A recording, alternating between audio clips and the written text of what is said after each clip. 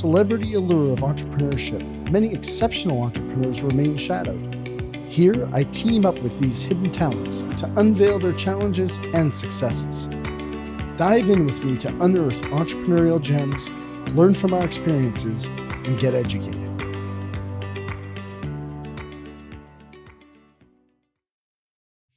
Charlie Kerrigan, welcome to the podcast. Appreciate you being here.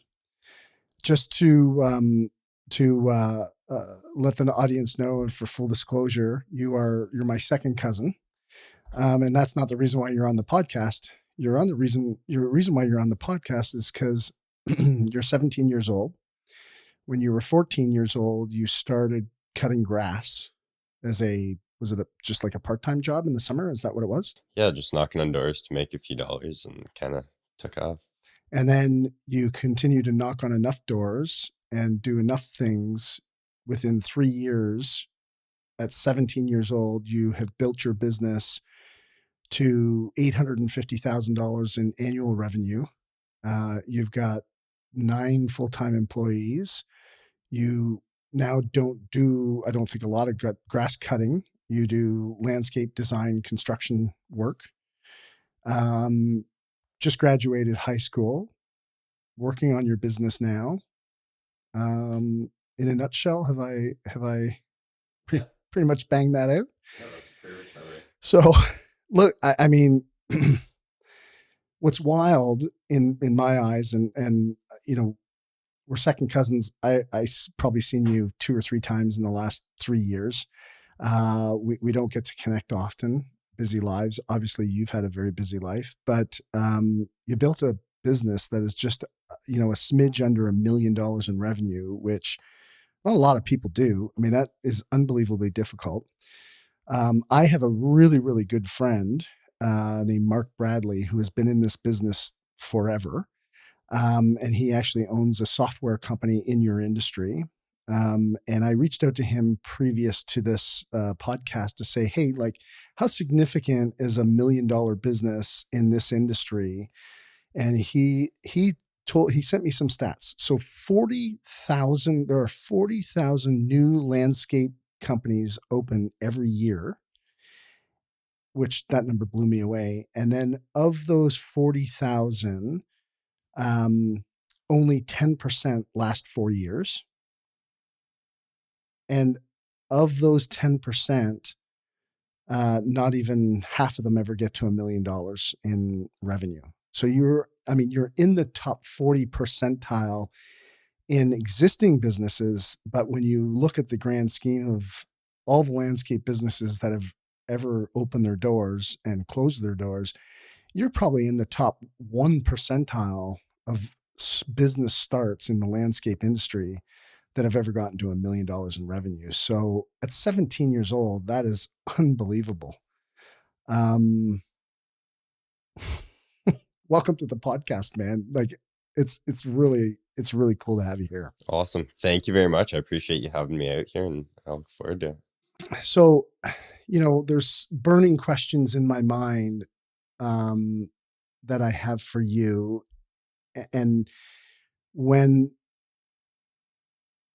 I think anybody who's built $1 million business in revenue is, I take my hat off to them, because the survival rate of business operators and owners is pretty low. And it's a pretty gladiator sport in a lot of perspectives.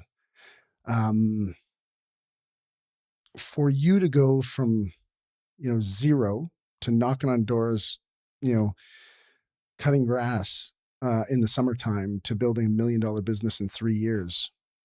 Can you tell me kind of like, it seems a little daunting for anybody. Forget about a 14 or at the time 14, but now 17-year-old guy. Yeah, so I guess I just became obsessed with getting better and taking things to the next level, setting goals in place, and putting in place where I wanted to be in certain time frames, and just learning as much as possible from mentors and guys in the industry. Is really how I just kept growing and getting better, and we still are. We're nowhere close to where we need to be. Okay, so let's go to the very beginning of that. So at 14, the one thing that you said there was, well, I'm obsessed about getting better. Um, what the word obsessed, what's that mean to you? And at 14, would you say you were obsessed at 14? I would say it was just to keep me busy throughout the summer. I didn't want to work for someone until COVID happened. 2020 was really when things started to get serious. Social medias got deleted, and I had lots of free time. Not free time, but I dedicated my time to working and making money. Um, and that's just what consumed me. And as much money was really what was driving me at first. um, After that is when I started to figure out really my purpose and learn why I wanted to do it. So 2020, 2021 is when it really got serious. And so, but when you say, like, when you said obsessed, you're like, I got obsessed with getting better. Yeah. I mean, that's a pretty strong statement. I'm curious if you can kind of flush out what obsessed means to you. Putting all 100% of your time into something to be the best in that industry. You have 24 hours every day and optimizing all your time. Like you look at Tom Brady or someone who's pro in a sport, you turn pro in your business, in your industry. That's what it would mean to me. So you're 15, 2020 when COVID hit, you're probably, well, I think you're 15, 15. Yeah. Yeah, Kind of right in 15, I that think so. range. Yeah. So, so, I mean, that's pretty young to be obsessed. It's pretty, I mean, I get kids wanting to be obsessed about baseball, football. Those are pretty easy obsessions at 15. You've got, icons in sports and social media that are presenting themselves every day, and sport is fun. You're with your buddies, you're doing your thing, you're hanging out. There's a lot of social support behind that. There's popularity in school, being the quarterback or the basketball player or whatever. But business is tends not to be like that. It tends to be actually opposite. It's lonely. It's, you're in a place where nobody else is at. Probably nobody else in your school is doing what you were doing at 15, getting obsessed about growing their business. Um, so what was the driving force behind it? Um, so 2020 started off, school was out. We weren't doing any schoolwork anymore. Stopped talking to a lot of people. And what really was the driving force was money, saving up for that. And then my first truck, or my first, the snowmobile was one of the things as well. And that first season, I was like, okay, like I need to make this much money. What am I going to do to get there? And just put as many resources out, and just got as good as I can to get to the goal. But really what started the next year was more the business aspect, how I can grow it. And I can only get so much done myself and a few other guys. Um, so that the next season was really when that switch flipped, I guess. Where you started to leverage the use of hiring people to get done what you needed done, or? Yeah. And like planning out what my next steps were to grow, opposed to just knocking on doors, counting lawns. Um, And what one of my struggles was, like, I would set a goal and I would get there, and then I was like, then what? Or almost felt like I would have made it almost, and then I would get into a low, or not as productive, not getting as much done. Um, and I kind of had those cycles, and that I found out that I couldn't keep chasing a goal or chasing a thing. I had to figure out how to be obsessed with more so the journey, and find a purpose. And just what I found was creating something that's greater than myself, and just creating something that's the best. Um, so yeah. I'm 52 years old. I just learned that like 5 or 10 years ago. I mean, kudos to you. It's impressive. Like, it's so impressive, Charlie, that, um, that you would have that distinction about, loving the process versus chasing a goal. I mean, I think,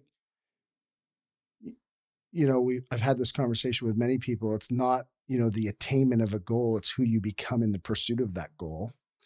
Um, and, and obviously in the pursuit of your goals, somewhere along the line, you kind of flipped the switch and went, you know what, I gotta fall in love with the process. Yeah,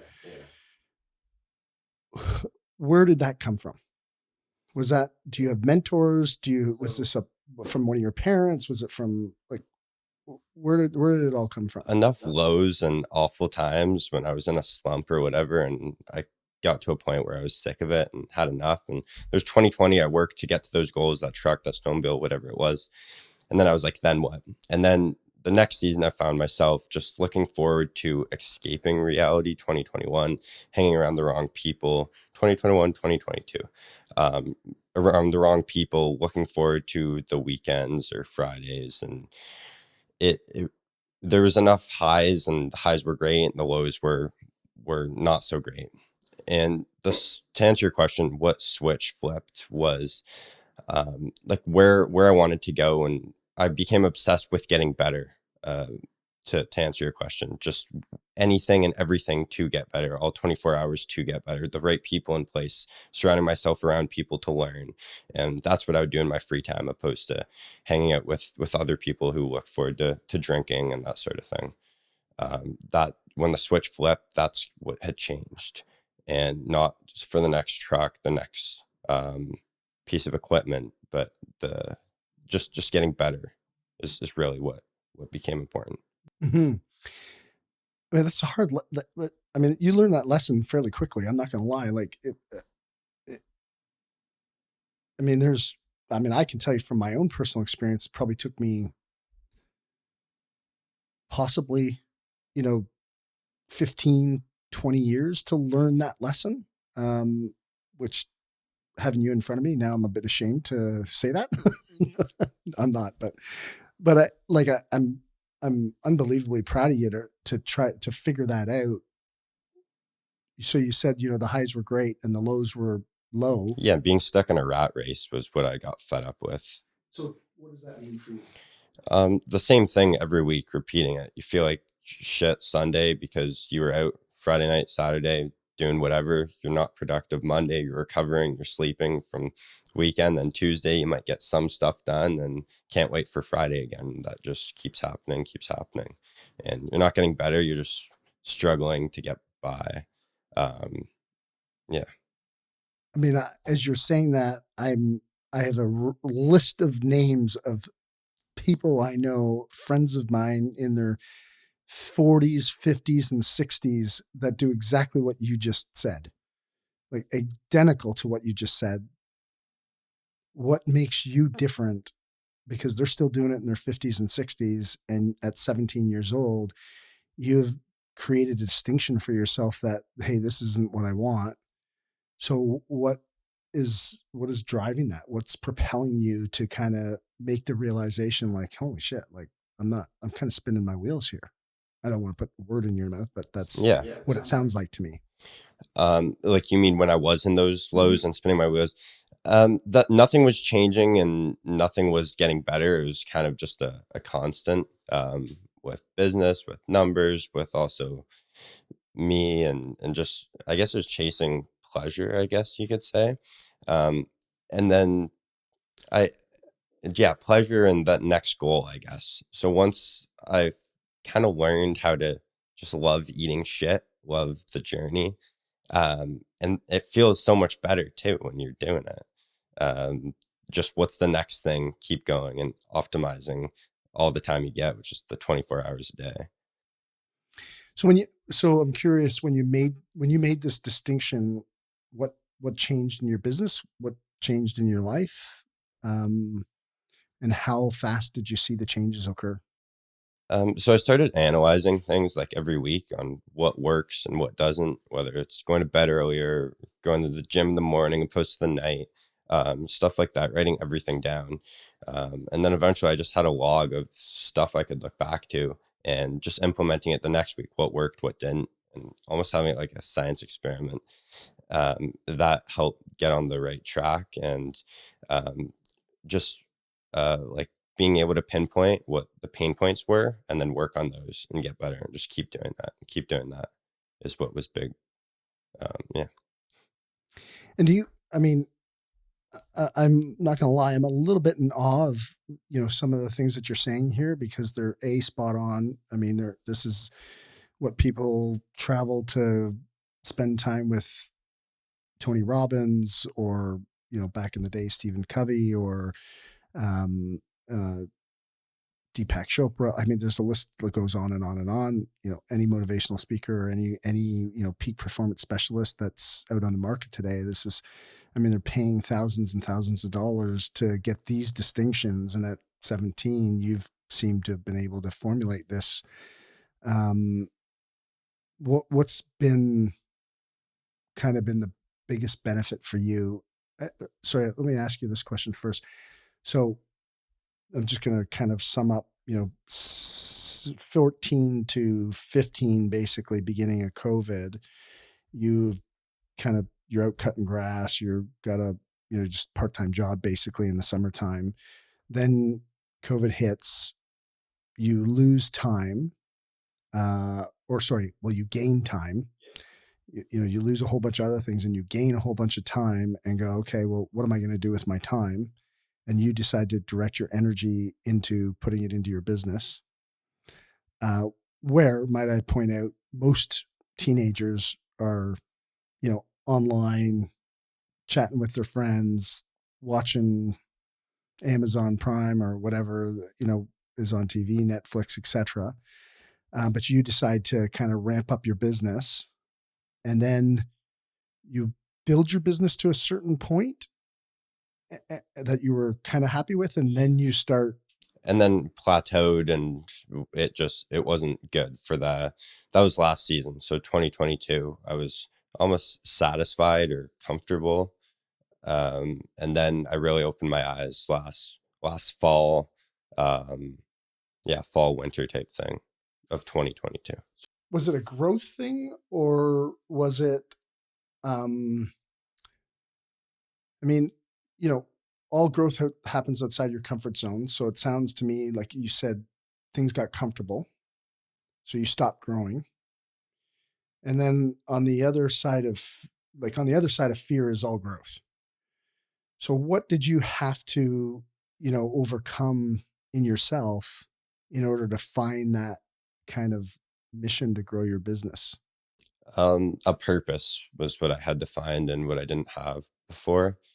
And that a business isn't going to last, or I'm not going to last, a business is going to last. I'm not going to last. A last name is going to last. And just building those things, building empires that are going to live on between businesses or last names, and a reputation as well, bigger than just me. So is that your goal? Your goal is to build an empire down the road? Yeah. And something that is there to live on past me, greater than me. Yeah. So if you had a vision for the next 5 or 10 years, where would you like it to be? 5 to 10 years doing lots and lots of like backyard living spaces, and elevating the business and growing, but also getting really into real estate and investing in other organizations. Okay. Like other businesses then? Okay. Interesting. Um, so from a practicality standpoint, because I think there's a lot of lessons that can be drawn from this. I think people right now so far, we're like 18 minutes into this conversation and some people are going to be like, I think the two things that pop into my head is like, WTF, like what the heck did this kid do here? Like you literally have accomplished some lessons in life that most people don't accomplish ever in their life, but B, it takes them years, decades sometimes. And then I think there's other people sitting there going, how do I get my kid to do this? Like what was the motivation in the beginning for you to like go out there and, hey, I don't want to work for myself. Like, this was family a motivating factor? Was it you saw somebody on TV? Like, are you emulating somebody? Is there a role model? Is there a mentor? What did you kind of surround yourself with as a visual? And so from the start, like I mentioned, it was more so like trucks or things motivated me, and that's what got the ball rolling. But later on, I realized that I wanted to optimize like my potential. Everyone is so soft and the bar is set so low, and it's scary that that's what's normalized. That scared me. And then once I figured out the whole plateau thing, just comfort scared me as well. And being comfortable with where I was at. So I love that statement. I think I got it. Everything is so soft and the bar is set so low. It's a great statement. Like, kudos to you for recognizing that. Where do you see the distinction for, you know, I'll use the word youth, to be able to kind of recognize that the bar may be set too low, that we are a little bit soft on each other or ourselves or and maybe, soft in some ways and hard in the areas where we don't need to be hard on ourselves. Can you speak to that a little bit? Because I think it's good insight from, somebody who is accomplished at your age and has some insight of, growing a business and working for what they have. And Yeah, so I think it starts with who you're surrounding yourself with. So a huge part of that youth is their parents and their family, obviously, and I think that's the root problem. Number one, that, but also the other spoiled kids they hang around with. I think that's really the biggest issue, and then our school system is a whole nother thing to talk about. But if you want to talk about it, I'm happy to talk about it. yeah, well, you're surrounded by, it's surrounding yourself by the right people is really what it is. And in school, you're getting taught by these teachers, and that's not really who most people would like to be like. You look at the teacher's parking lot, and Civics or Corollas, or I want to be taught by a mentor and who's been put through real life experiences, not a business teacher who just went to business teaching school. I want someone like yourself who's been ran through it and has ate shit to get somewhere. Yep. I mean, and so just to stay on the education side there for a second is, um, do you see some, like, obviously you have some issues with the education kind of format, the way it's laid out for, say, somebody like you. Um, and everybody is different, right? Everybody wants different things. If you want to be a doctor and you need to take sciences and you need to stay in school and you need to focus on your grades and work real hard and get the best grades you can so you can go to the best school and all that kind of stuff. But for an entrepreneurial young guy or girl, um, would you say the format of formal education, you struggled with it, or what was it for you? I think I struggled with getting the most out of it and haven't yet been able to relate a lot of my time spent there into the real world. Um, I think it needs to be more hands-on and more learning when you fail, opposed to just giving a test and you're supposed to memorize. There's only one answer, which, as you know, in the real life, there's not just one answer. In the real life, you get tested, and that's how you learn when you fail. But in school, the whole format's different. If that makes sense. No, I mean, so I'm interested in flushing out a little bit. Um, so for you, it's the difficulty is like, hey, I struggle in the real world. There's more than one answer to every problem. In school, they're teaching you that there is only one correct answer, and you're judged based on whether you get the right answer or you don't get the right answer. I'm Yes. not telling, I'm asking. And to get the right answer, you need to memorize or study more or do whatever to get that answer. But it's in the real world, you can't study more. You have to think on your feet. And in school, you don't think on your feet or problem solve to an extent. You're more so expected to be everyone's in that same lane. Right. So here's what you need to study. Here's what we're learning. Here's what you should memorize for the test in order to get a good grade and to be accepted, acknowledged as a good student. Yes. And then you can move forward to the next grade and do the same thing over and over again. Whereas in the real world, you're suggesting that, hey, this is a little bit more collaborative. You need to, I mean, we talk a lot in this podcast about relationships, about being able to build relationships. Some of our past guests have been, really focused on, building those relationships. So is that what I'm Yeah, getting from exactly. you? Yeah. You had advice for students out there, young people who have the same difficulty with school. What would your advice be? What would your recommendations be? What would your thoughts be in terms of, and not even just for students, but for their parents? I think that, obviously our demographic listeners to this podcast, um, I don't think there's no question, there's no doubt that most parents out there live in a realm of, at some point in time in their parenting life, of grave concern of how their kids are going to turn out, or what's going to happen with them. Are they going to be safe? Are they going to have a better life than we had? And that right now is hard to see. We probably in the last 60, 70 years, this may be the first time where we can look and say, potentially, our kids may not have a better life than we have with inflation. And I'm not saying that's true. I'm just saying that many people could look at it that way. What advice would you have for students or their parents, to help guide their kids that aren't the perfect students in school, to guide them through and get them through this kind of area time of their life? I think uh, parents are giving their kids way too much, and being able to instill some of those real life lessons on the side, like school is important, and for kids to get through that, parents need to do their thing there. But outside of school, instilling real life lessons, opposed to, I guess, spoiling could be a word, and so they have that skill set as well, and so they can be well versed. And this is like, although that we are related, I don't know how you were raised. I actually don't have a clue.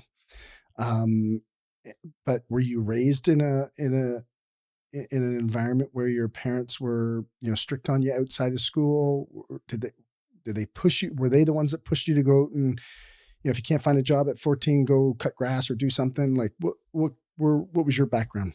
My mother was always supportive of what I did in terms of the grass cutting, but it was up to me to do my own thing, whether it was sports or work or whatnot. So they were pretty, I guess, chillaxed. And I think that's why um, I'm around that all day and see that that's not a formula that would work, and see all the other kids that are in those households, how they've turned out.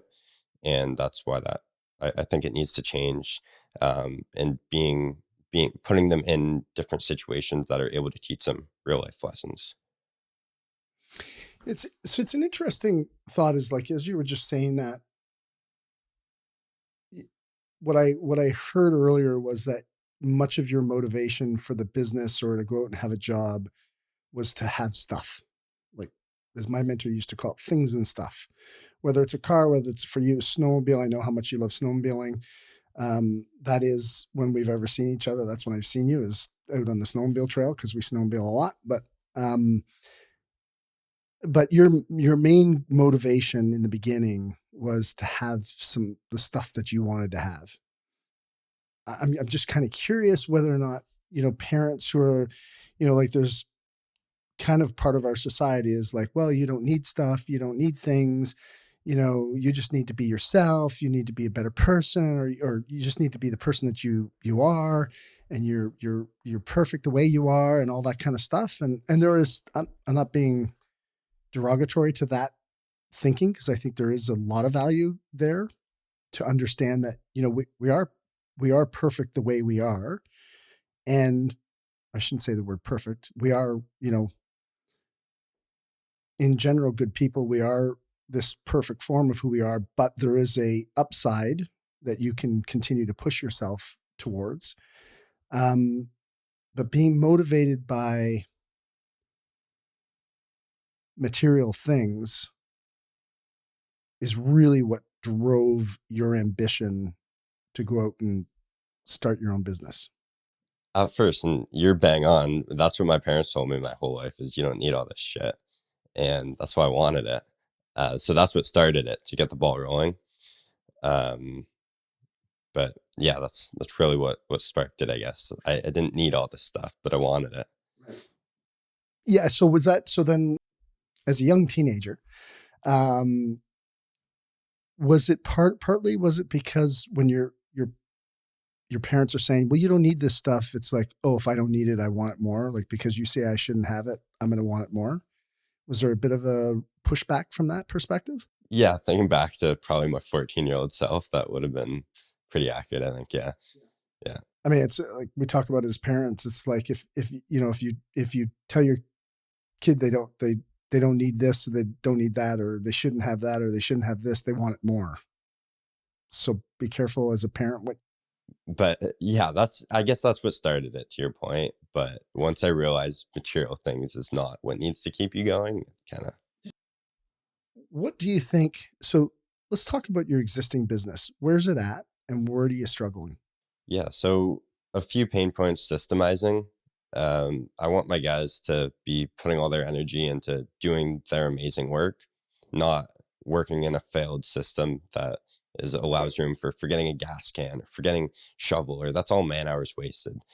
So putting systems in place that people, that vegetables could run through, to be able to use any and all brain power on site, doing and delivering the best service possible. That's our biggest pain point. Right. And so what are you doing in order to get through that? Yeah, so the guys make notes throughout every day, and every morning we meet and shout out our yard and how we can improve or what needs to change or be implemented moving forward to help with that pain point, I guess, whether it's checklists or any system that we can put in place, and playing with what works and what doesn't. Where do you, so if you could give me some type of ideas, like, where do you study? Like, how do you understand the process of systems? How are you currently aiming to fix this process problem that you seem to feel like you need to fix? Can you? With process and trying to improve process inside your business, um, beyond just kind of meeting with the guys and kind of focusing on that, like you say you have this pain point, but has it really, what you're currently doing, improving your pain point? Or is it like, are you seeing progress in it? And is it dramatic enough to shift whatever is causing you the pain or the problem that you feel you have? Well, and I'm sure you see it all the time. This is a bit off track to your question, but contractors are great at plumbing or great at doing electrical, but they don't know how to run their business. So they're all over the place forgetting things. They're a mess.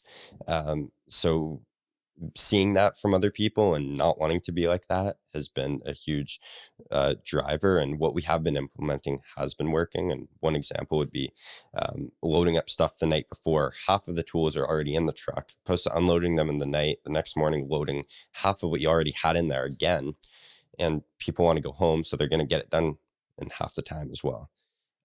So things like that has been good, and cutting down on man hours. There's so many wasted man hours I see all the time, whether it's people hanging out at gas stations or 3 lunch breaks throughout the day. And this is just for relatable to contractors, but there's so much waste, and that's what honing in on systems. That's why it's important for me. Yeah. I mean, I have to imagine in your business, man hours is probably one of your largest expenses.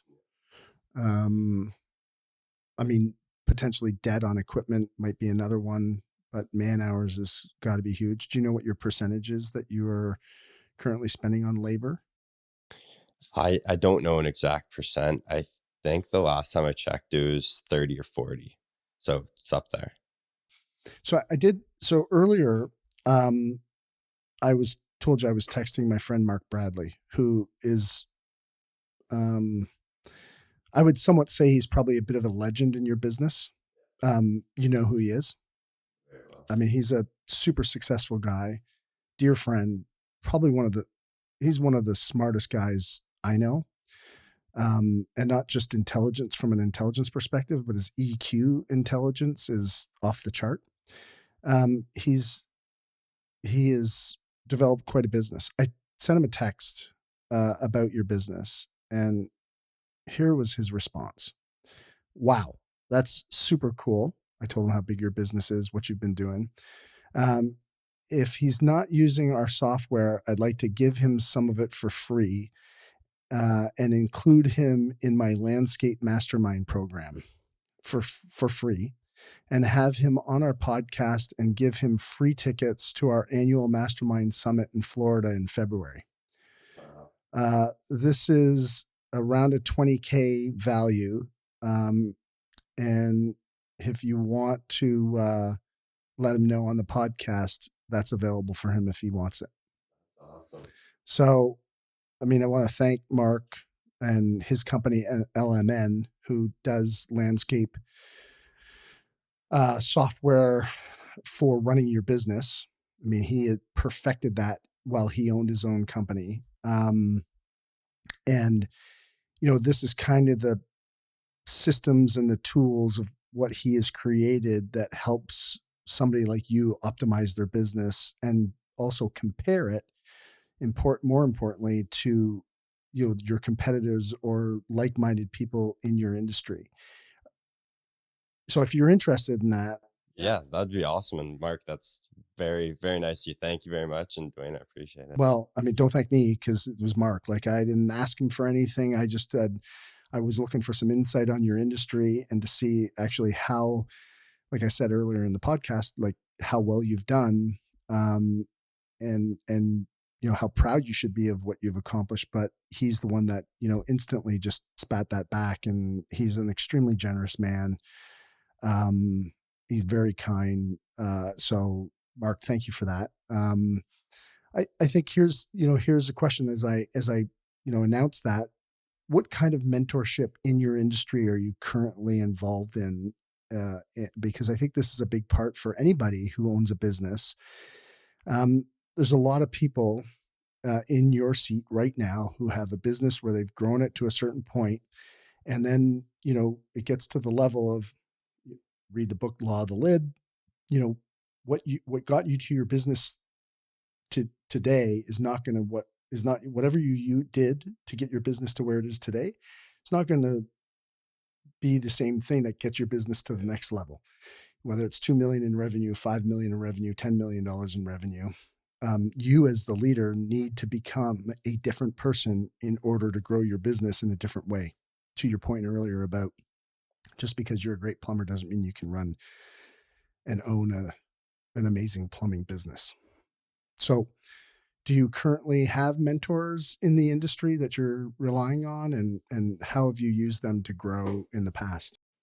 Yeah, there's a few mentors I look to with questions, and they've helped me from the start, who have pretty big businesses. And I just looked around and saw who I wanted to be with, and then started talking to them, or would take them to lunch or that sort of thing, and just talk to anyone and meet anyone for a coffee or just to pick their brain. And just putting like taking little things from every single guy in the industry, and using their years of knowledge and implementing it into our systems has been definitely big. Yeah. Um, we in our business we have a saying um, that that we talk about when we're facing a problem. I mean, really, the problem a problem is just the space between where you are and where you want to be. I mean, that's all a problem is in business. I'm here, I want to be there, and in between that gap is the problem. And oftentimes people, you know, focus on the problem that is versus the problem that isn't. And that's what we need to solve. We need to solve, for the problem that is versus the problem that isn't. And we focus on, the thing that isn't really the problem. It's the symptom, and I'll give you an example. Like, I want to be more profitable. And, people identify like, okay, I've got my sales to where they want to be, but I want to be more profitable as a business. And they think profit is their problem. But what they don't think about, that's just the symptom. But what the cause of this that is bad scheduling, bad accountability, bad not having the right systems in place, to what you kind of had alluded to on labor or food costs or supply costs, or, you know, um, you know, cost of goods sold in a manufacturing business. What do you think? So do you think your main problem right now is that you have lack of systems? Because it sounds to me like you're trying to improve those and doing a pretty good job at it. That's what needs to be in place to get to the next step. And I've always looked up to Mark as well. Was what he'd done with systems is absolutely crazy, but also other bigger guys in the industry. And that's the only way they're scaling is more systems and being, having, like, I guess, delegating more. And that's the next step to delegating, is having the systems in place so you can throw anyone into my shoes or my assistant's shoes or whoever's shoes, and they can run it as well. And I'm assuming your business is profitable at this point. Yeah. Um, how often are you in the field with the guys? I don't get a chance to ever get out there, unfortunately. I enjoy it, but I can't. Okay, so you're not on the end of a shovel every day any longer. Good for you. That's good. It's not where you should be. If you want to be the business owner, you should be, focusing on systems, focusing on cash flow. How do you acquire more customers? What's your growth been like over the last, what'd you grow last year? So we I think did times, well, 4x this year compared to last year. Yes. Yes. A lot of it has been Google, and we've honed in on our SEO and Google profile, and how, like, our appearance on Google. If you need landscaping, that's all you do, you search it up. And then just our presence throughout Oakville, like neighborhood groups, the trucks, lawn signs, simple stuff. And what are you predicted to grow in 2024? Like, where would you like to be in by the end of 2024? 2024, I'd like to be at 1.5 million, 2 million. It's almost 2x. Yeah. Yeah. So, and then putting a roadmap in place to have benchmarks, and that's the next step, honing in on that. And what's your office look like? Do you have office structure, and like, do you have your own office now, or? We don't have our own office yet. No, we just have a yard. We have a C-can. We keep all our equipment and then park all our trucks, trailers there. And so, do you have an assistant? Yes. So we have someone running the office, like the phone, emails, all that stuff's taken care of. I'm usually either prospecting or dealing with current clients and selling. Okay, so you focus yourself on selling. Okay, nice. I mean, it sounds like you've got your business kind of tied up in a nice little bow. You grew 4x last year. You want to grow 2x next year. I think, I mean, when we look at businesses, and one thing I would just say from a psychology standpoint, from not just necessarily a business owner, but this happens anywhere in our lives. It happens in our relationships. It happens with our kids. We're supposed to have problems. The biggest problem that people have is they don't think they should have problems.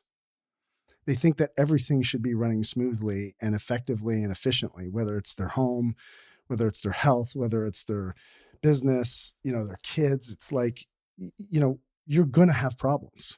The question is, one of the questions I find helps me a lot is this a normal problem or an abnormal problem?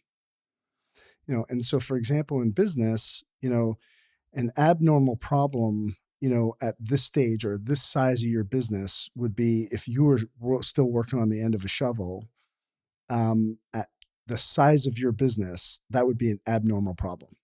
If you have $50,000 in revenue and you're in the office and you're not on the end of a shovel, that's an abnormal problem. Do you understand what I'm saying? I mean, it's really the life cycle of what your business is. It's no different than a life cycle of a human. Are you infant stage? Are you at toddler stage? Are you at like kind of teenager stage, adult stage, midlife? And then beyond midlife becomes, a overaged and then dead. And so, somewhere in that lifespan of a business, you have to understand and identify, hey, where is my business? Sounds to me like your business is kind of like moving towards teenager stage. You're up, you're running, or you're kind of walking. You've got some systems in place. You've got an assistant. You've got a lead guy out there that's running jobs, I guess. I think I heard you call him an assistant or whatever. Oh yeah, we have crew leads running each of our crews and taking a truck full of guys out. Yeah. Right. So you got trucks, you got equipment, hopefully, like, with the increased cost of interest and money, you're managing debt loads, and that would be one thing I'd be very careful about as you start to grow. Like, growing a business in the last 5 years previous to now, was a totally different kind of game. Interest was free. Money was free. You basically, paid nothing for it. And now, people are into 7-8%, and that is not factored into their costs. And it's putting a squeeze on people, which is, for some people who don't have debt, this will be an area where they'll capitalize because their competition will thin out quickly. But for those who don't have a lot of debt, they'll be able to swoop in and be able to buy equipment less expensively because it's, used, and, not leverage debt, have higher growth because they can capture clients, and grow their customer base. But I would just, I'd be very cognizant for you as a business leader, to not, beat yourself up too much, for where the problems that you have in your business, if they're normal problems. It's nothing can hurt a business owner quicker than how they beat themselves up for what they're currently experiencing. And I'm not saying, hey, listen, absolutely don't settle for the problem. That's not what I'm promoting. What I'm promoting, excuse me, what I'm promoting is, being aware that the problem you have is a normal problem, and it's just something out there to be solved. It's a growth problem. With growth, you'll have people problems.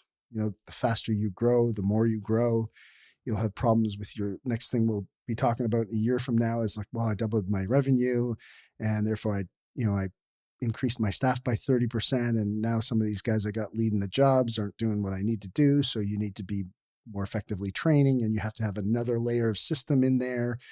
The systems are always going to change. You're always going to improving in your systems. That is that's actually not a problem. It's a process.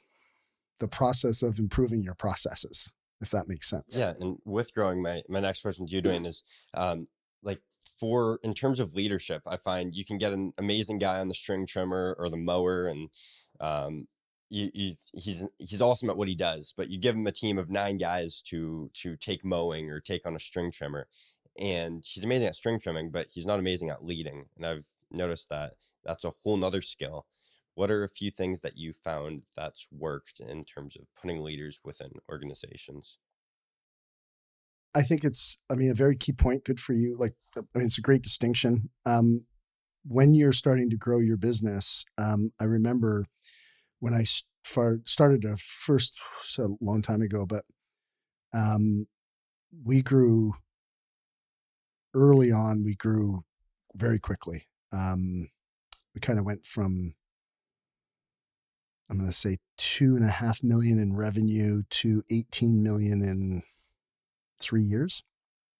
And I had that exact problem. This is the first time I've had that problem, and in one of our businesses. And it was critical for me to fill in those gaps, and where I found a lot of where I had to fill the gap of training my leaders inside the organization. And I came from the leadership personal development before that. So I had a lot of experience. So that was the one job that I could do, which is train leaders. That's what I have always been pretty decent at. And so I think they answer this question in a couple different ways, but one, you have to look at like, what do you as the business owner excel at, and what can only you do? John Maxwell wrote in one of his books, and I can't remember the title of it off the top of my head, but was, focus on only the things that you can do. If someone can do something 80% as well as you can do, then you should be delegating that role to somebody else.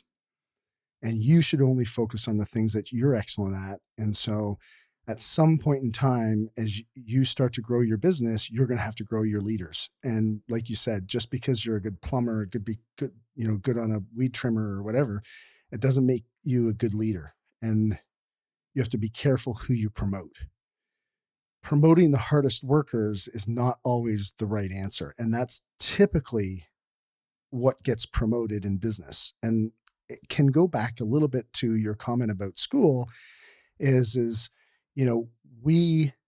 you're actually, when you think about it, kind of performing exactly what teachers teach, right? Hey, if you study really hard and you memorize all these things and you get really good at this, then you're going to get an A. And then you're going to, the more A's you get, the better the education you have access to. So you basically get promoted, right? Or you're regarded in high esteem in the class or in the school because you got a super high grade, right? And or same as in sports in school, it's not just academics, it could be done in sports, and it's done all over the place. And we often, with error, promote people who are the hardest workers. Now, I'm not saying that they shouldn't be promoted, but they also have to be promoted into a role that they can excel at. And so I'd be very cautionary to, our executive team and our management teams, that when they're promoting somebody, that they're promoting the person that actually has the right ability to be able to perform in that way. And it might not, like a trainer is not a worker. And I also think too, and I got some great advice from one of my early mentors. And he said, every time you promote somebody into a position, a higher position, they're never going to be ready to take on that position. And we often, as business owners, make that mistake. We think because they're harder workers or because they performed in a certain area that we'll promote them and they'll do a good job at that. I'll say, hey, you need to go train these guys, but we forget to train them to do the new job that they're asked to be doing. And that becomes a fault on the business owner because we don't stop and take the time or find, whether we're training them themselves or we find an organization, an institute, education platform to train them. Educate them on and educate them on being a leader, right? How do we educate them on their communication skills? How do we educate them on their follow-up skills? How do we teach them actually how to delegate? What are the positions and the pieces, the steps in order to really help people understand how to delegate? I have a business encyclopedia, and I will give these to you, but I just wrote a piece on delegation, actually. As a matter of fact, it's still on my desktop. I'm not finished it yet, but there's 5 steps. So I literally just finished writing this. It's not finished yet, but the 5 steps to delegation, clearly define, I'm just going to really give you the subtitles here, but clearly define the task, follow up in a short period of time, make sure you have a clear process to manage it. By 75% of the timeline, you should have followed up 2 or 3 times and asked for progressive support, ask them if they need progressive support. And then number 5, reward and praise people for doing the job, a job well done. And even if it wasn't a job well done, praise them for the things that they did do well, and then correct the behavior for what they didn't do well. And that's like real Cole's notes version of what I wrote, but those are the kind of the subtitles of delegation. So we have training procedures and policies and um, for all of these kinds of things. And that's the kind of stuff that you can steal from your mentors or your role models to help you, with the efficiency. And truthfully, a lot of the stuff you can find on the internet, right? Like you could Google that and probably get a million articles that'll tell you how to delegate, and then sit down with a guy and say, hey, this is the role that I need you in as a trainer. And here are some of the pieces that are important. How to delegate, how to communicate, how to follow up, how do we reassess? What are the checklists we're going to use on training? Is it safety? Is it execution? Is it efficiency? What are the key pieces that we need to train? So it's really about sitting down and kind of like formulating the stuff. And truthfully, it's all out there. It's all on the internet, but you just have to get organized. That's why I asked you if you had an assistant, because an assistant is the person that should help you.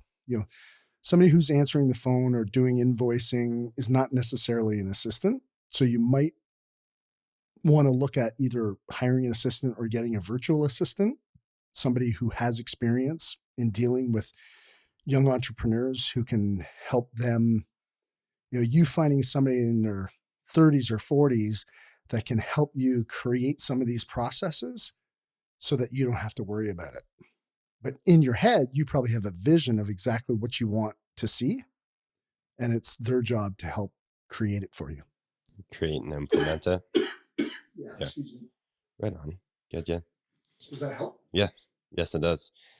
And I don't know if you want me to ask questions now, or if you want you me can to ask anything you want. This is a bit of a different podcast that we probably haven't done before. So I'm happy to, should have told people that at the beginning that this might turn into this, but I'm happy to answer any questions. And I don't have all the answers. But more importantly, I think, what it helps us most is it's not about having the right answer, because I don't know your industry, but it's more important about helping you find the right question. Being smart is not having the right answer. Being wise is having the right question. Because if you ask a quality question, you get a quality answer. I mean, fundamentally, as humans, we don't do anything without asking ourselves a question. If I feel like I have to blow my nose or drink a glass of water or scratch my face, like at first I have to say, like, what, should I blow my nose right now? Do I need to blow my nose? Yeah, okay, I need to blow my nose. I go grab a Kleenex and I blow my nose. Everything we do, if you really think about it, comes from a question. And so the power and the wisdom is in having the right questions to ask. If you're asking empowering questions versus disempowering questions, you ask a disempowering question, you're going to get a disempowering answer. Disempowering question, what's wrong with me?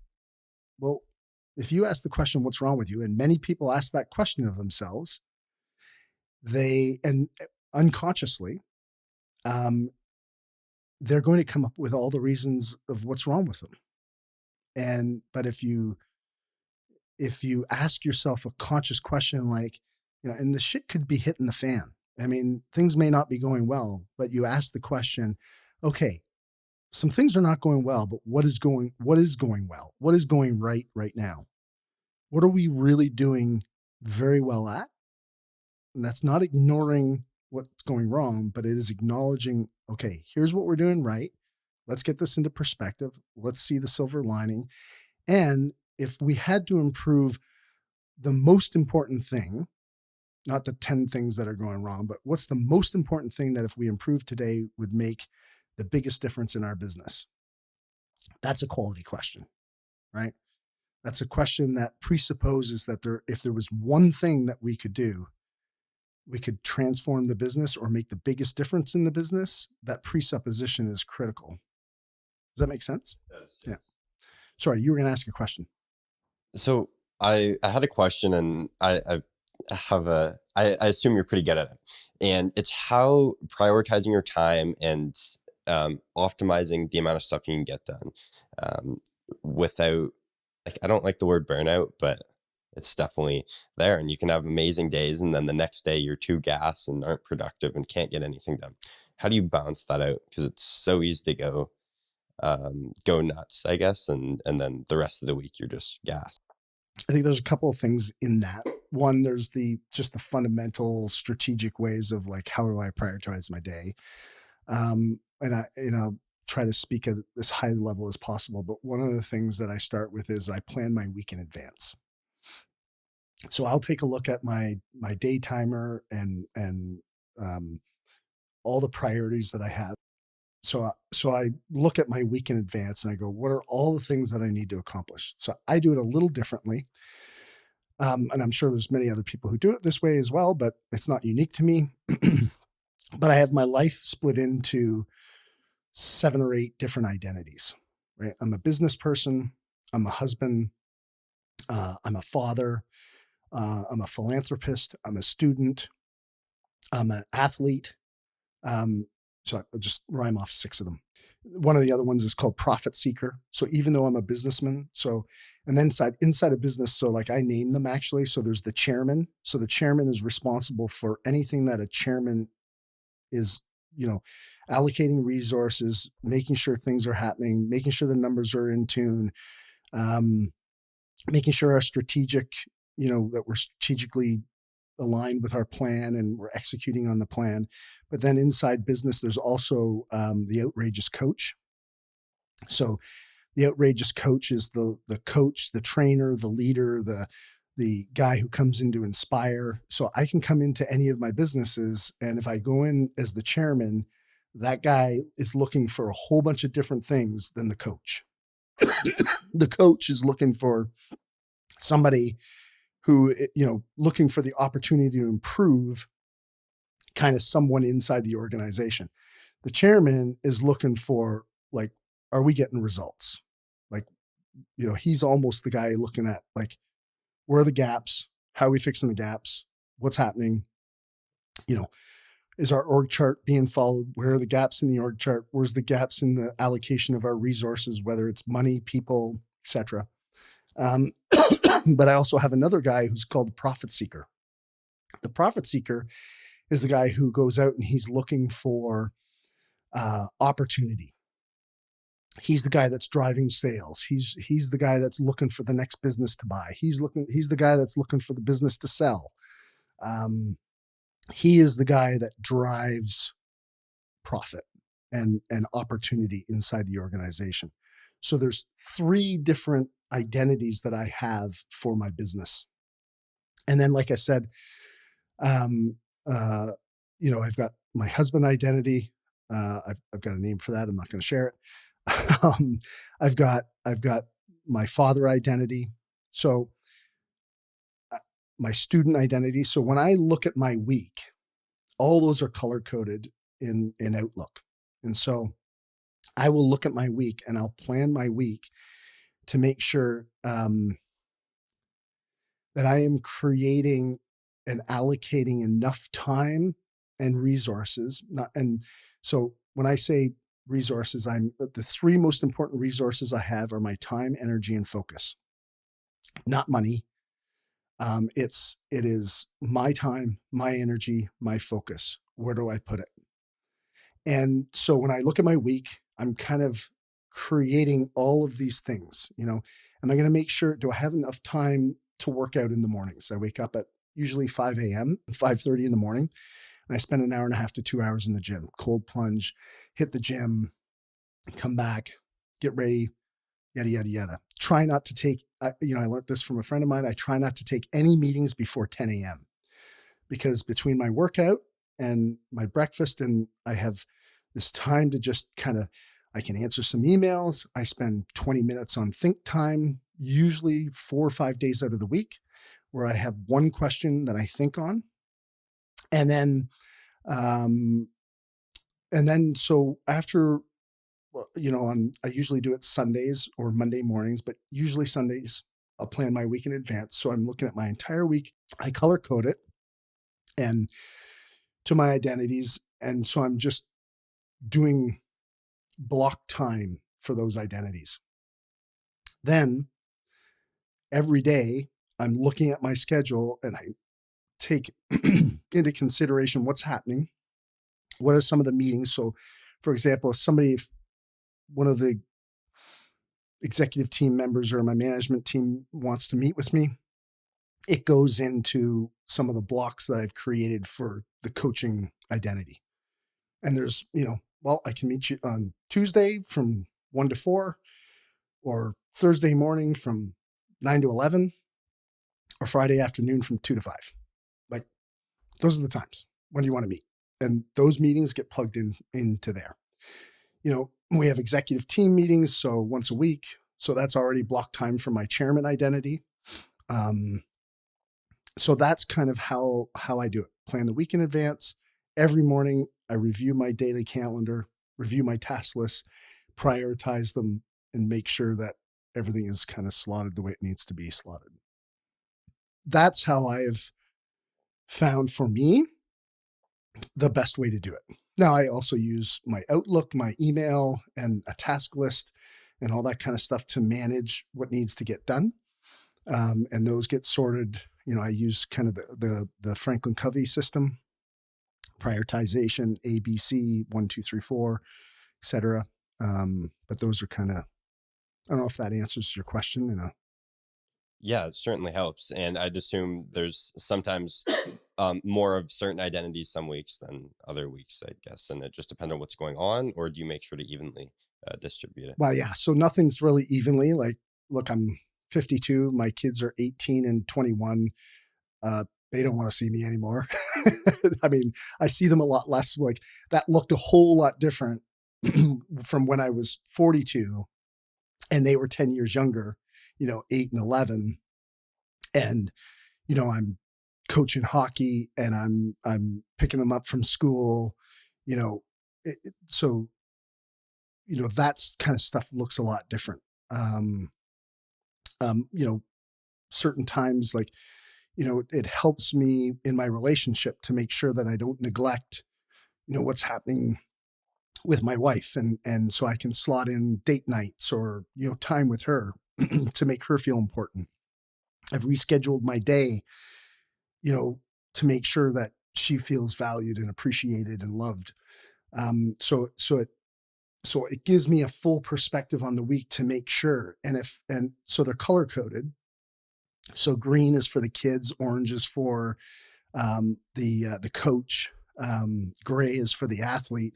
So I can see, I'm a visual guy, so I can see visually, hey, there's like no gray or there's no red. Holy smokes. I haven't scheduled any time with my wife, right? So I'll go back and I'll re-engineer the schedule to make sure that, there's time slotted in. So that's what's worked for me. Yeah. Anything else? I did actually have a few written down. I'm here for you. So the first podcast you did with Kim, that was awesome, by the way. And what a comment was said was, let it happen, queen. Or what she said. So let it happen. If you tell that to any Oakville kid, let it happen, they're going to be on their ass all day. And I know you guys are extremes. What do you find, and a lack of better words, but the balance between go, go, go, and then the next week you're so gassed, you're not optimized, you're zoned out in meetings or brain fog or this and that, with getting the most done in those 24 hours that you have. How do I weigh those? Yeah, that's a better word. Yeah, so it's a good question. It's a really good question. I'll start by saying this is, I agree with you. I don't like the word balance. I think that that means that everything is weighted equally. And I don't see that. But I would say, I would maybe use the word priorities. And priorities change as you get older or as your situation changes in life. Your priorities at, 18, 19. I started my business when I was 16. You know, everything from 16 to mid to late 20s was pretty egocentric. I focused on myself. There was no kids, didn't have kids, so that wasn't an option. There was no sense of spirituality for me at that stage. I was really pretty narrow focused. It was working out, hanging out with my friends, and working. And so I did have a mentor who his name was Dave McClurg, and I really struggled. Where do I spend my time, and how do I say no to opportunities that pop up? Whether it's back then, it was my buddies, girls, working out. Like it was, like I said, pretty egocentric. And he had some really good advice. And his advice was, when you have to make a decision around allocating your time, you ask yourself, is this going to take me closer to or further away from my goals? And if the answer is further away from my goals, then you have to really seriously look at whether or not you want to spend your time there.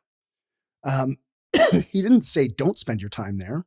It wasn't a yes, no, black, white type of thing, but it was a increased level of consideration towards where you're going to place your energy and your focus. And so, you've got in the early days, I used to set a lot of goals. I don't set goals anymore. To your question, and to your question about what Kim said, what was the words that she used was let it happen. And so from the make it happen to the let it happen queen, if memory serves me correct. And I think there's a time in your life where you become excellent at executing in certain areas of your life. And what was used to be a heavy lift for me, like a massive heavy arm curl in business, today I can leverage with my pinky finger. And so I'm much more intuitive. I'm more relaxed. I'm less pushing towards what I want rather than pulling or allowing it to come to me by, if you want to say, law of attraction. I believe now more than ever that the universe presents things to us, and luck occurs when preparedness meets opportunity. And sometimes, when you've had more experience to draw on, you're more prepared. You see things differently. I can look at a financial statement and it takes me, 60 seconds to understand what's on the page versus 30 minutes of going line by line, trying to figure out all the little pieces about it rather than seeing it from a high level. So you just more experience, and it's like flying a plane. The amount of fuel that you use to get to altitude is greater in relation to the distance that you travel. But when you get to cruise altitude, you can pull off the throttle a little bit. It coasts and it uses less fuel. It's more efficient. So I'm more efficient today than I was 20 years ago, let's say. I prioritize things differently. My health is a massive priority compared to what it was. I abused my body in my 20s. I went a decade and a half with, on average, about 3 hours a night sleep. And I'm probably paying the price for that cognitively. I see now, like where the studies say, like, get sleep. So, my advice today as a 52-year-old business person is way different than the advice I'd give as a 25 or 30-year-old business person. I'm more advocating of spirituality. I'm more advocating of sleep. I'm more advocating of time. Before, if you asked me, it was like, Fucking patience is for lazy people. People would say, stop to smell the roses. Fuck that. There'll be roses on my coffin when I'm dead. That kind of stuff. Like, that's what I used to say. But I can see the difference now as I'm older and I have more experience, and I'm more patient. I'm more calm. I'm more relaxed. I'm more trusting. I'm more trusting that whatever I need is within me at this point. Like, I mean, I can do whatever is needed. I got it. I got it handled. Just because the experience has told me that, I can come back from the lowest of low places. I can think through my problems. I have a group of friends and mentors that I've put in place to protect me from me. I have two groups, each have 6 people in them. I meet with one group every 6 weeks and the other group every 4 weeks. And I almost don't make any major business decisions without passing my thinking past them. I don't go to them looking for answers. I do the thinking first. Then I go to them with my thinking and look for them to help me see the blind spots that I have currently around the thoughts or the opportunity. So I've just put those things in place. So I can, I think what Kim meant by that is that, once you've put in the repetitions, you can now start to go, okay, we're going to let it happen, not make it happen. I hope that's not too long-winded for an answer for your question. No, yeah, that makes perfect sense. Yeah. If you haven't, happy to answer any more you got, buddy. Do you have any comments? This is just a comment, and I want your thoughts between being the hardest working, because you can be the hardest working janitor but not go anywhere. Being the hardest working, but also like the thought. Where's your head at on that line? If you were to have being the hardest worker but the smartest person, where on that line would you feel is the most important? I think there's value in hard work. From the perspective of, if everything was equal and you had 2 people that had the same level of intelligence, the same acumen, the same experience, the same skills and tools, and you add the component of hard work, the person with the hard work will succeed more often than the person that is not willing to work hard. But hard work is not a substitute for smart work. It's not a substitute for honing your craft. It's not a substitute for putting practice with the intent to progress versus just practice. It's not a substitute for thinking, especially in business. Business is an analytical sport. The competition is firing live rounds. You live or you die in business. Your business lives or dies. Not, you don't personally live or die. Your business lives or dies. And the competition can take you out. The environment can take you out. A change in environment. People are going to learn this. We're going to see this over the course of the next year. The environment is going to take out a lot of businesses. There's going to be a lot of influence out there, and people who are working and relying on their hard work, they're not going to make it because they're not assessing, they're not reassessing, they're not analyzing, they're not thinking. 4 to 5 days of my week, 20 minutes minimum, 20 to 30 minutes of 5 days a week. I just will sit with one question and think. This is a great tool I learned from my mentor, Keith Cunningham. It's called Think Time. sit with a piece of paper and a pen, use an iPad, but you really like, you need to have something in your hand. You put the pen on a piece of paper, and for 20 to 30 minutes, that pen does not keep, it never comes off the paper, no matter what. The purpose of leaving it on the paper is because it will force you to continue to write, and just standing there with your finger pressed on a piece of paper, not moving, kind of gives you like this, like, okay, this is not right. I shouldn't be doing this. And so I have like this anxiety of going, okay, I need to keep flowing with my thoughts. And it doesn't matter what the thoughts. The thoughts that the think time could go off into like never land. I mean, it could be pie in the sky, thinking. But the exercise of continually thinking and using your brain about solving one problem, not 10 problems, one question for 20 minutes straight. It is an unbelievable tool. I challenge anybody to do it. It has been so fantastic for me to be able to just spend that 20 minutes on a problem. And,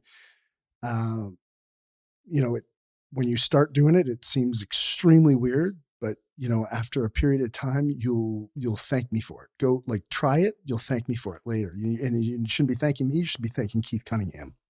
What's an example of a problem? I mean, it could be any question. Could be a question you asked earlier. This is like, what would you talked about processes? If there was one process that I could implement in my business that would make a 2x difference in our performance, what would that be? And you sit and think on that for 20 minutes and you'll be shocked. Ben, do not let that pen come off the paper. You'll be shocked at what you come up with. And then afterwards, you go through and you circle the main key ideas, take those key ideas, put them on a piece of paper. From them, you could maybe transform another question that might help you refine your thinking.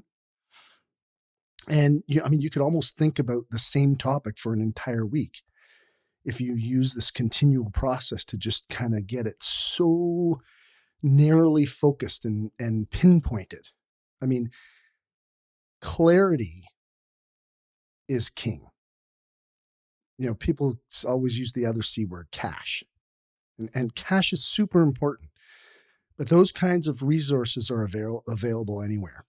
But clarity is trained. I mean, you have to acquire that through a heap ton of thinking. Interesting. And clarity. So you mentioned you go to the gym or you do your stuff in the morning, but that's when you're so fresh and the most fresh. Why do you find that works best for your lifestyle? I mean, that's a personal preference.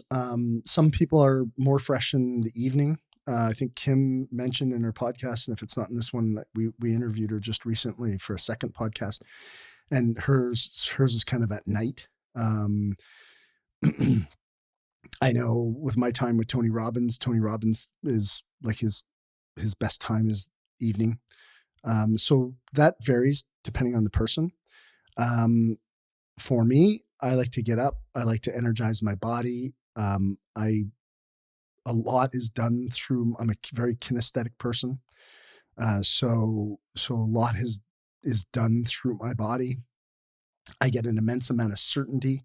I get an immense amount of focus. I don't often listen to podcasts while I'm working out, but I will review like quotes, and I'll listen to some, like, I have a pretty refined, on my personal Instagram, I have a pretty refined feed that comes into me that is, it's not yah stuff. It's very focused business kind of things. And so I'll rip through some of those.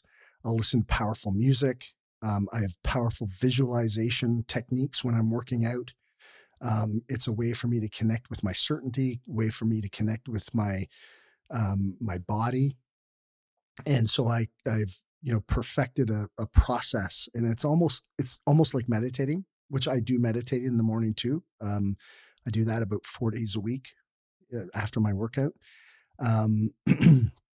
But working out is as much of meditation for me as meditating, just sitting and meditating. So so for me, it's and I start my day jumping in a 45-degree cold plunge every morning. My wife and I do it together, and to get my mind straight. I mean, dunking your head in 45-degree water for 5 minutes a day, it'll get your head straight pretty quick. And not to mention the health benefits, but it's just psychologically, it's like, there's never a day where I'm like, oh, geez, this is amazing. I get to go jump in a 45-degree tub. But it gets your head straight. It gets you committed. And so, I mean, every morning I wake up, I'm committed to my day in a big way. So for me, that's what I've gotten out of it. It started when I was in my, late teens or early 20s, to look good and get chicks. But that's not what that's not what I do now. That's not why I do it now. Good. Who's running this podcast anyways? Sounds like you are. Yes. Thank you for coming on my show, Dwayne. I'm gonna get replaced here. I love it. It's great. But yeah, that's all the questions I've got. So I guess let me ask you some questions. What would be, as a leader of your organization, what are the one or two things that you need to really reflect on and improve upon over the course of the next couple of years in order to excel your business to where you want it to be? Continuing to learn is obviously important, as well as delegating the right roles. What are the one or two things that you feel you need to do in order to get your business to where it needs to be in the next year or 2 years? Yeah, continue to delegate, find the best people, build the best team. And with that, obviously systems are important in whatever you do. Building the proper team in place. That's the priority right now. Yeah. So if I could just push a little bit on that, what is it that you need to do as a leader? Not necessarily what your company has to execute on or what you have to execute on, but where would your mind shift or psychological kind of shift need to occur in order to get where you need to get to? And by psychological shift, what do you mean? Like day-to-day task shifting or mindset shifting? Yeah, mindset shifting. Like, where's your thinking have to change? Where could you improve? What would you like to see get better? Yeah, I think of like thinking what needs to change is more ahead, focusing on the following year or 2-year projects and looking further ahead opposed to just the next month, and have all those smaller tasks not even being part of my process. That would be the next step of thinking further ahead, and with planning, between planning sales being much further ahead, with sales and operations further ahead. Like, out of curiosity, then what's your book of business look like for the next 6 months in terms of total revenue that you think you have booked? So it's tough. We're doing snow removal the next many months, right? So it's kind of, if there's no snow on the ground, we're able to do patios and retaining walls and driveway installs. But if we get 3 feet of snow, that doesn't happen. So it's hard to guesstimate on that. Do you have work booked into the spring? Yeah, our spring's pretty much full in terms of hardscape construction. And then we move all those jobs. Like last year, January, we were able to do patios. There wasn't any snow. So we'll move our spring schedule to January, December, if we're able to. Right. So could you, if you're full for the spring, could you add on 2 more crews and increase the size of your business for the spring? Or could you take on more? Slowly, but not this season. No. We've recently added a few more trucks and more guys, so we're doing that now in preparation for the spring. We plan to have 4 full-time crews out and about doing their thing. So not yet. Yeah. But I try to refrain from advice, but so I'll speak in my experience as a young entrepreneur, and at this stage you're sounds like you're going to forgo your university kind of formal education, which I'm a college dropout. And so I'm, there's obviously no judgment from my end because I dropped out. But I'd be curious, in my experience, the one thing that I did learn was there's a universal language to business, and the universal language is called accounting. I had wished it was called like going out to the bar and drinking, or hanging out with friends, or, chocolate. It could have been anything. But it's not. It's accounting. And I would say that, there was a deep shift in the way I analyzed my business when I furthered my education in accounting. So, might be something that you may want to look at. Just since, like there's, private courses that you can take at university level to understand, the, the balance sheet, the profit and loss statement and the cash flow statement, but really spending some time understanding how to extract the appropriate information out of those financial statements in order for you to help make better management decisions. The purpose of understanding that, most business people who look at their financial statements, they either have one drink to celebrate or two drinks to cry into. And so, the most small business people don't understand financial statements. It's, to me, critical for a business entrepreneur to understand the language of business, which is accounting. And how were you able to hone in your accounting skills and be able to better understand those statements? Yeah. So I personally took I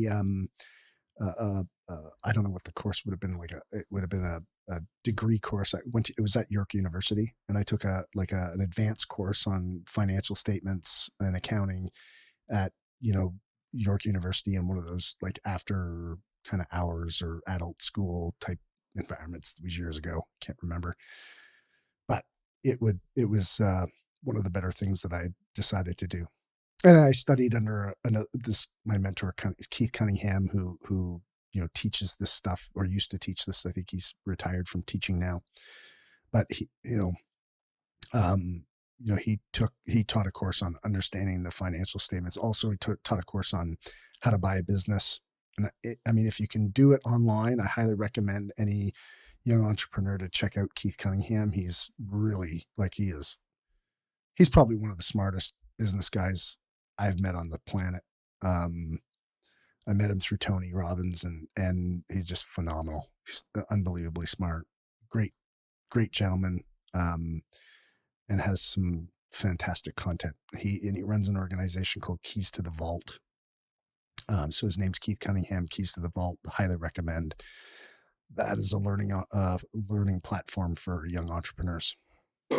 And what had he done prior to that?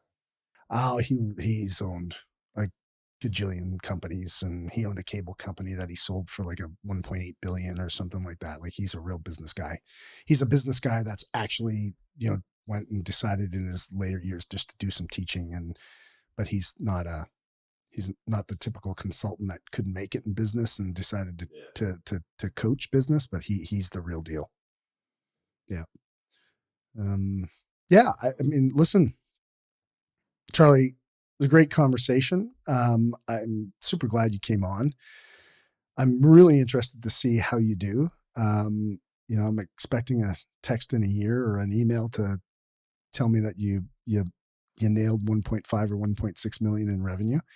I'm always here available. You can, you know how to reach me. You've got my cell phone, obviously, but for anybody else who's listening, whoever wants to reach out to me and have questions, I'm available. You can reach out to me on any of my platforms through the podcast, and I'm happy to support young entrepreneurs.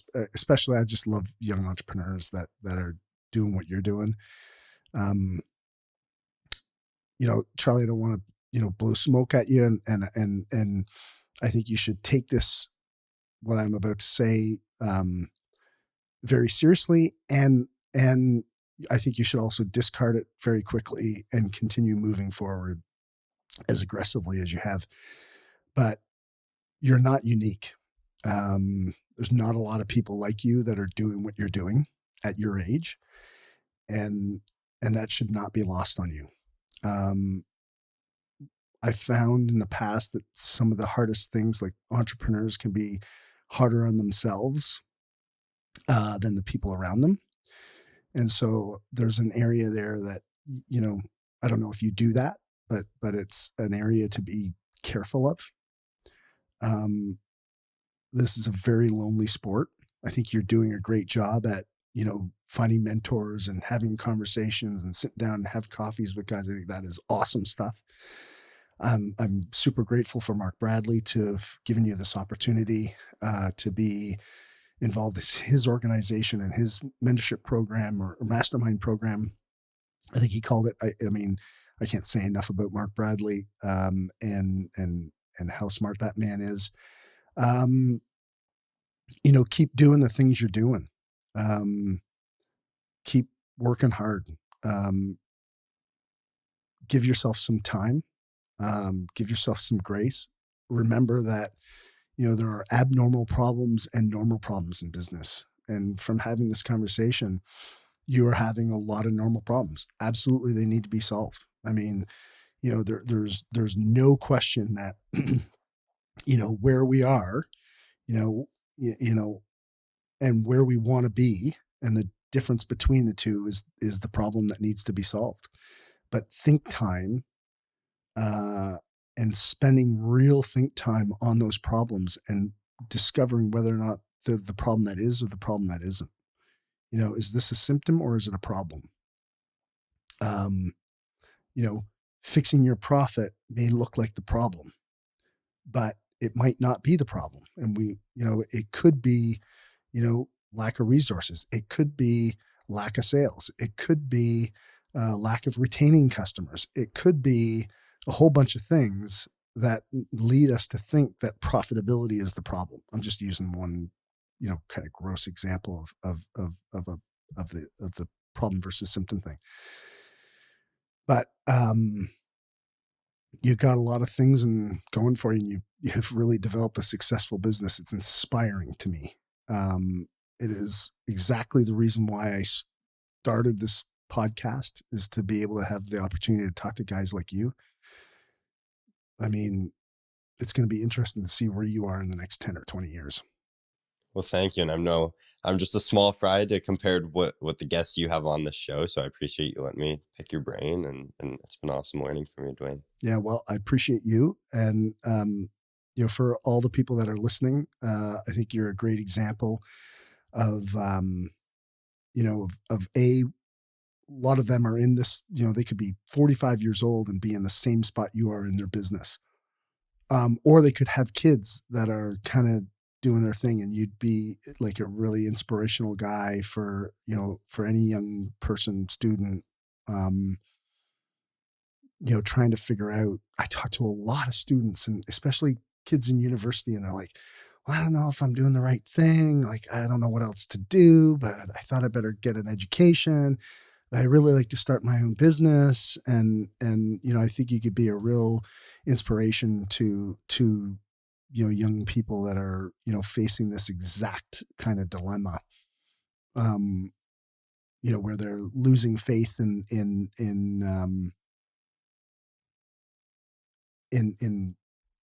the current environment, and are looking to, you know, answer their own, you know, concerns or their own hesitations or their own uncertainty with potentially starting their own business. And you're living proof that, you know, if you focus, you work hard, and you're committed to an outcome and committed to the process, as you said in the beginning, and you have a little bit of fuel, you know, you could go out and do it. And so, um, there's a statistic out there right now that 50% of the kids in high school will work in an industry that's not yet been invented, which is a staggering thought process. It's so staggering. Like, it's hard for me to even get my head wrapped around it. You know, I've been in a lot of industries. I know how, you know, how things change, the environment changes. But to think that half the kids in high school today are going to work in an industry that's not even been invented, that's not a company, that's an industry. The opportunity out there right now, and it can be done so efficiently and so effectively, and there's disruption out there. The potential for kids to and youth to be able to go out there and start their own thing. They just have to have, an example of somebody who's done it, and B, a compelling reason that's going to drive them through the tough times to continue on. So I'm very grateful that you were able to get on the show today and to have this conversation. Yeah, awesome. And, Thank you, Dwayne. thanks for interviewing me. No, I enjoyed it. All right. Well, thanks so much, brother. Appreciate it. And we'll have updates on your success. Okay. Thanks for being here.